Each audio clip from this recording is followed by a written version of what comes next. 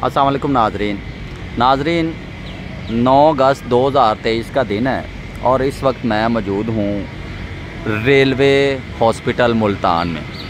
आज जो बात हो रही है हमारी इस वीडियो में वो होगी जो हमारी ये हुकूमत थी, ये 14 जमातों की हुकूमत थी जो तकरीबन 1.5 साल पाकिस्तान के ऊपर हुकूमत करके गई है। यानी कि उसका आप अंदाज़ा इस बात से भी अखलाकी तौर पर तो लगा सकते हैं, कानूनी तौर पर तो चलो ठीक है जी, अदम एतमाद हुआ और 80 सीटों वाला वज़ीर आज़म बन गया, 150 सीटों वाला जो है इमरान खान वो घर चला गया।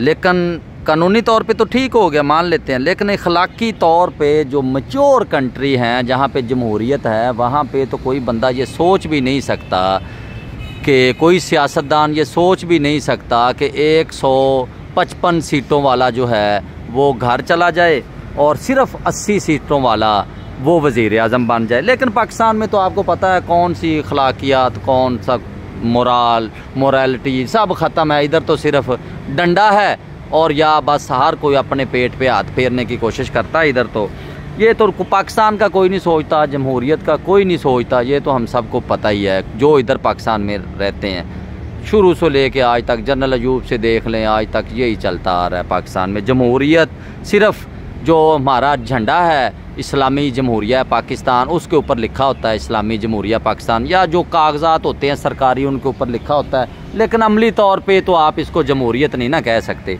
जमहूरियत में तो ये नहीं हो सकता ना कि बग़ैर यानी कि सबूत के एक साबक वज़ीर आज़म के ऊपर 180-200 पर्चे काट दिए जाएं, या एक साबक वज़ीर आज़म को तोशा खाना के जेवरात 1-2 कागजात में लिखे हैं जी, तीसरे में सिर्फ रकम लिखी या नाम नहीं लिखा ऊपर और उसको 3 साल के लिए जेल में डाल दिया जाए। या जमहूरियत में साबक वज़ीर आज़म, साबक सदर, साबक सिविल एडमिनिस्ट्रेटर जुल्फ़िकार अली भुट्टो को एक ना होने वाला जो कि मशवरे में फांसी चढ़ा दिया जाए। या मियाँ नवाज शरीफ जो 2/3 अक्सरियत लेके आया था 1997 में, उसको जनरल मुशर्रफ जैसे आमर ने उतार के जेल में बंद कर दिया और 2/3 अक्सरियत को पैरों थले बूटों थले रोंद के तो उसको जिला वतन कर दिया। जमहूरियत तो आप उसको कह नहीं सकते। लेकिन हमारे सियासतदानों का भी बहुत बड़ा इसमें कसूर है। जो हमारी जमहूरियत का ये हालत हुई है, इसमें सिर्फ जो हमारे गैर जमहूरी ताकतें हैं सिर्फ उनका ही नहीं, हमारी जमहूरियत के जो खिलाड़ी हैं उनका भी बहुत बड़ा फेल है। उनकी भी पॉलिश जो है वो हर कोई एक दूसरे से बढ़कर करना चाहता है कि नहीं जी मुझे मौका दे, मैं करूँगा, पहले से अच्छी पॉलिश करूँगा, ये जो नज़रिया है हमारे पाकिस्तान के अंदर जमहूरियत ने इसको भी पलपने नहीं दिया।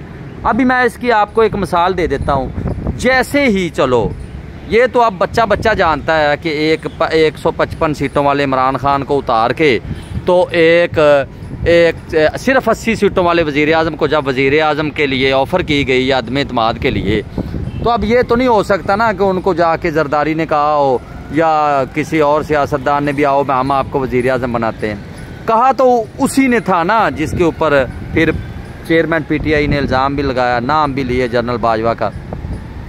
तो उनको वैसे अगर कोई अखलाकियात होती, कोई जमहूरियत होती इनके अंदर, मैं तो ये कहता होता हूँ कि इनमें एक रत्ती बराबर भी जमहूरियत होती आसफ़ अली ज़रदारी में या मियाँ शहबाज शरीफ में या मियाँ नवाज शरीफ में, तो ये आगे से उनको ये जवाब देते जो पैगाम लेके आया था कि उसको अवाम ने दिया मैंडेट 5 साल के लिए, 5 साल वो ही करेगा, उसके बाद इलेक्शन होगा, हम देखेंगे। अगर पाकिस्तान का सोचते, लेकिन इन्होंने पाकिस्तान का तो पहले कभी नहीं सोचा, इन्होंने अपना सोचा। इन्होंने कहा चलो ये हुकूमत मिल रही है, केसेस ख़त्म हो जाएंगे, केस हमारे ख़त्म हो जाएंगे 1.5-2 साल, उसके बाद आगे देखेंगे जो होगा, पाकिस्तान को जो होता हो जाए। यानी कि पाकिस्तान को इक़्तिसादी तौर पे इतना नुकसान हुआ है कि आप सोच नहीं सकते। कहाँ पे आपके मुल्क की ग्रोथ जो 6 पॉइंट से भी ज़्यादा थी वो मनफी में आ गई।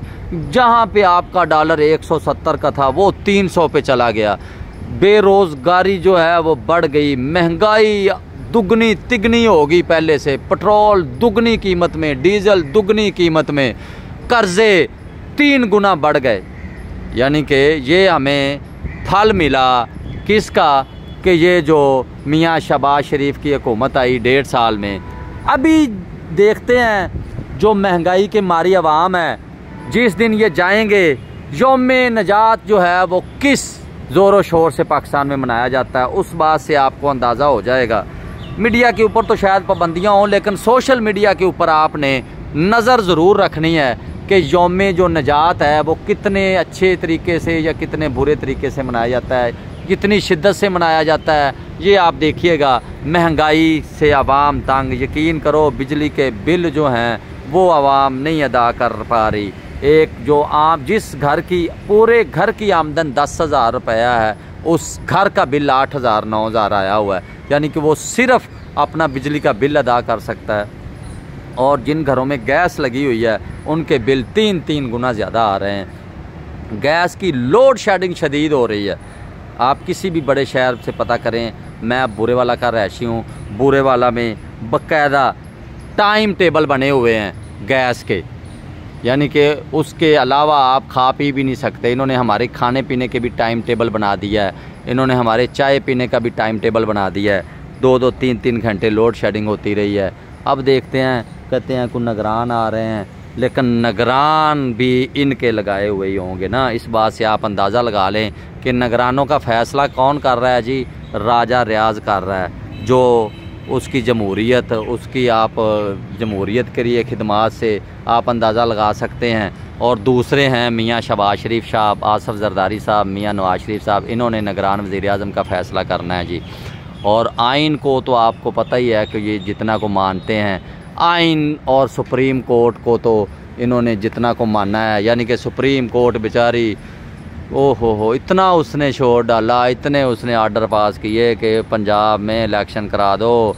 पंजाब पूरे पाकिस्तान का आधा है, वहाँ पे हालात कंट्रोल नहीं होंगे इनसे जो गैर मुंतखब तरीके से आए हैं। ये जो निगरान बैठे हुए हैं पंजाब और खैबर पख्तूनख्वा में, ये 90 दिन के लिए आए थे। ज़ैदुल मियाद तो मैं कहता होता हूँ गोली नहीं बंदा खा सकता, ज़ैदुल मियाद तो टॉफ़ी नहीं खा सकता, ज़ैदुल मियाद तो बंदा बिस्किट नहीं खा सकता, वो नुकसानदेह होता है। ये तो पूरी हुकूमतें ज़ैदुल मियाद हैं। उसका आपने असर देख लिया कि पंजाब में ज़ैदुल मियाद जो हैं वो हुक्मरान है, तो बहावलपुर की इस्लामिया यूनिवर्सिटी में क्या हुआ हमारी बच्चियों के साथ, हम उनकी इज़्ज़तें और हज़ारों के हिसाब से वीडियोज़। और अल्लाह माफ़ करे अब जो लोग हैं वो जनूबी पंजाब के, वो इस्लामिया यूनिवर्सिटी बहावलपुर में अपनी बच्चियां नहीं भेजेंगे। देख लेना जो इन्होंने किया है हमारी बच्चियों के साथ, वो बेचारे सोच में पड़ गए हैं। अब जो बच्चियां उधर से पढ़ी हुई हैं वो अपनी डिग्रियां छुपाती फिरेंगी अपने रिश्तेदारों से कि मैं इस्लामिया यूनिवर्सिटी की पढ़ी हुई हूँ। और उसके बाद जो दूसरी